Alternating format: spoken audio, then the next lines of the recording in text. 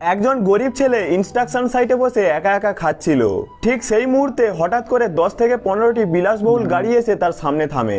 গাড়িগুলো থেকে নামে সুন্দরী সুন্দরী এক ঝাঁক তরুণী। গ্রাম থেকে আসা বাকি শ্রমিকেরা তো ওদের দেখে একেবারে হতভম্ব, কিন্তু সেই লাজুক ছেলেটি ছিল একদম নিশ্চুপ, চুপচাপ নিজের মতো বসেছিল। বাকি বন্ধুরা দৌড়ে যায় মেয়েদের সাথে কথা বলতে, কিন্তু মেয়েরা ওদের একেবারেই উপেক্ষা করে। তখনই সেই মেয়েদের মধ্যে একজন সুন্দরী মেয়ে সোজা এসে ছেলেটির সামনে হাঁটু গেড়ে বসে। সে বলে, অনুগ্রহ করে আমাদের পরিবারকে এই সংকট থেকে বাঁচান। আপনি যদি হ্যাঁ বলেন, আমি এই মুহূর্তেই আপনাকে বিয়ে করব।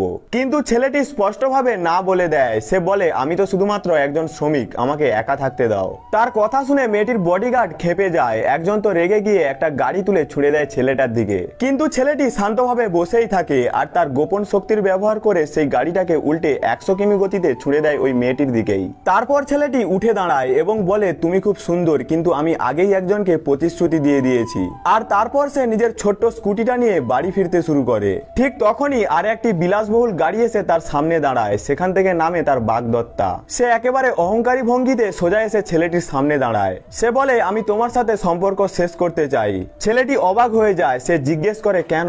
মেয়েটি বলে, তুমি তো শুধুই একজন শ্রমিক, আর আমি এখন তিয়ানহাও গ্রুপের পরবর্তী মালিক হতে চলেছি। তুমি আমার লেভেলের যোগ্য নাও। তারপর সে একটি চেকবুক ছুড়ে দেয় ছেলেটির দিকে আর বলে, যত টাকা দরকার নিয়ে নাও আর ডিভোর্স পেপারে সাইন করে দাও। ঠিক সেই সময় ছেলেটির চোখ পড়ে মেয়েটির গলায় থাকা লাভ বাইটের দিকে। সবকিছু বুঝে যায় সে। রেগে গিয়ে সে ডিভোর্স পেপার ছিঁড়ে ফেলে দেয়। ঠিক তখনই আরো একটি গাড়ি এসে থামে। সেখান থেকে নামে একটি নতুন প্রেমিক, যে আর কেউ নয়, মেয়েটির বেস্ট ফ্রেন্ড। ওই ছেলেটি ডাকে, আসো সোনা। কিন্তু তখনই অন্য এক সুন্দরী মেয়ে এসে মেয়েটিকে থামায়। সে বলে, তুমি কতটা বোকা যে পৃথিবীর সব থেকে ভালো মানুষটিকে ছেড়ে দিচ্ছ।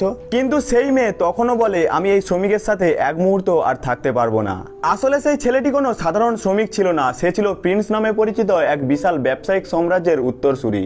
10 বছর আগে প্রেমে পড়ে গিয়েই সে নিজের পরিচয় গোপন করে দেয়। চুপচাপ থেকে সেই মেয়েটির পাশে ছিল, সাহায্য করে গিয়েছে অগোচরে। কিন্তু এখন সব শেষ। এবার সে নিজের লোকেদের নির্দেশ দেয়। সে বলে, 3 দিন পর সেই মেয়েটির সিও ইনাগ্রেশন সমিতিতে আমার আসল পরিচয় পুরো বিশ্বের সামনে প্রকাশিত হবে।